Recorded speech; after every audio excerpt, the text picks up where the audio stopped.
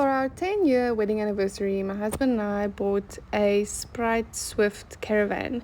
I named her Daisy and I was absolutely in love with her from the beginning. So ever since then, my hands have been itching to renovate her a bit because she was still very, very old and very original when we got her. At first, it didn't really bother me, but as I was lying in bed, every time we go away with her, I would start dreaming about all the things that I can actually do with her.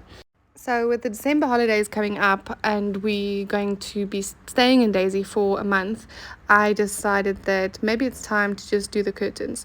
And before I knew it, I was starting to plug holes. I was sugar scrubbing all the wallpaper to get rid of all the very old gunk and buildup that was actually on Daisy, which was actually quite a surprise to realize that she was actually quite very old and very dirty. So I was very happy to do that. Prepping took the longest ever. I absolutely taped everything, and then I initially started with just universal undercoating all the wallpaper that I wanted to paint.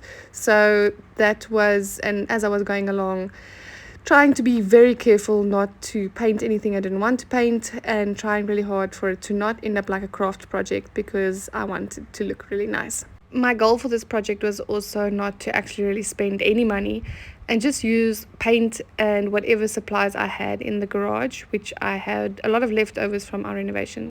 It did end up taking longer than I expected. I thought it would take 3 days, then 3 weeks, but as I went along, a few things started jumping up, realizing I need to change this and then fix that, and then if I want to do this, I need to do that. So ended up taking a lot longer than I expected.